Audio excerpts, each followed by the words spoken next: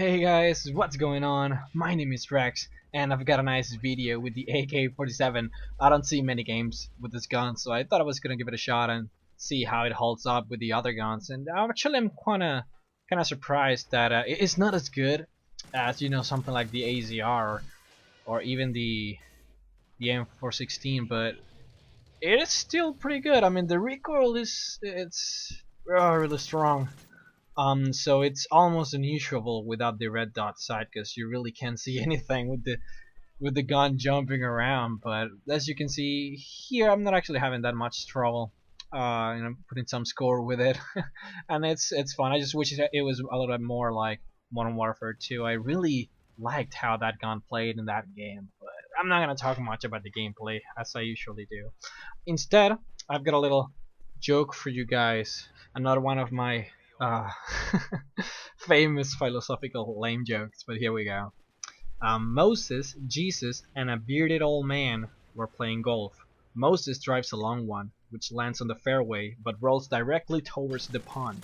Moses raises his club, parts the water, and the ball rolls safely to the other side. Jesus also hits a long one towards the same pond, but just as it's about to land in the center, it hovers above the surface of the water. Jesus casually walks out on the pond and chips it onto the green. The bearded man drives, hits a fence, and bounces out onto the street, where it caroms off into an oncoming truck and backs into the fairway. It's headed directly for the pond, but it lands on a lily pad where the frog sees it and snatches it into his mouth. An eagle shoots down, grabs the frog, and flies away. As the eagle and the frog pass over the green, the frog drops the ball and it lands in the cup for a hole-in-one. Moses turns to Jesus and says, "God, I hate playing with your dad." So it was God, right? And it's interesting, this little lame philosophical joke, because what I want to talk about today, it's about free will and either if we have free will or not. Now, in this story, the truck driver, the frog, and the eagle probably think that they actually have free will. They actually think that their actions, swooping down to grab the frog and eat it, or the frog grabbing the ball, or the truck driver driving at that same precise time, they actually think that they had a choice and they made the decision to, do what they did in the story. But in reality, God made them do that at that precise time so that the golf ball would be a hole-in-one. And it's interesting because in all honesty, in all honesty, we don't know whether we have free will or not. Now, one popular answer, when you ask philosophers whether they believe in free will or not, the pretty much the most popular answer is, "I have no choice." And it's true.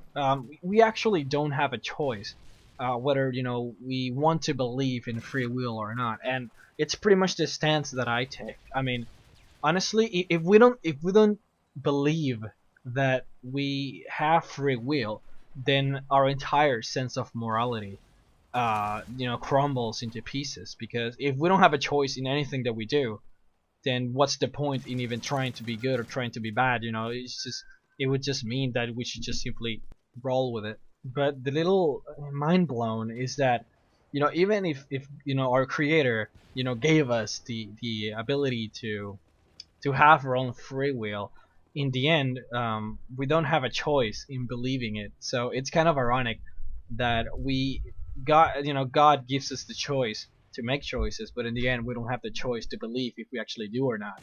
And that's kind of just weird thinking about it. But then when you think about how perfect the world is, I actually saw a documentary just some months ago about the whole creation of the universe and how perfect the universe was. And it turns out that if you look at a molecule like an atom, and you see how the revolving spheres are going around the center of the atom, if the speed of those revolving atoms was actually like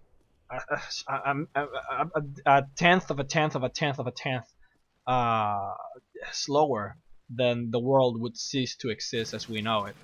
Even Even the smallest animals like worms would be crushed under their own body thanks to gravity. So I mean, the world is it's so perfect in the sense that just the smallest mistake that's even considerable would change the world as we know it and would make the world unhabitable and just simply, you know, cease to exist. So if you think about how perfect the world is and how something as small could change, then it's hard to believe that, you know, anything has a free will, because everything has to be perfect in order for it to work, you know. And that just makes me think just a little bit into how maybe, you know, maybe we don't really have free will. You know, maybe we're meant to do everything that we're meant to do, because otherwise, you know, the world will simply cease to exist. And this goes with the last video that I made, where I talk about this is the best of all possible worlds, where everything has to be, you know, everything that happens is made to happen just to make this world what it is, you know, the perfect world that it is. So it does, you know, I guess you can combine it with that theory where everything that we do, it's is predestined in the way that if it wasn't, you know, everything that we did, if it wasn't that way, then the world wouldn't be as perfect as it is, and you know, it would be chaos, or it would just be complete destruction. So guys, from now on, every time you fuck up, you simply say that God made you do it, and probably will be right. But yeah, that's gonna be it for my free will episode. Hope you guys enjoyed my little crazy talk, and I hope you guys also enjoyed my AK-47 gameplay. I thought it was pretty cool. It's not the craziest car ever, but you know, who gives a shit? It's AK-47 is pretty cool. But yeah, I hope you guys enjoyed, and have a very nice day, guys. Peace.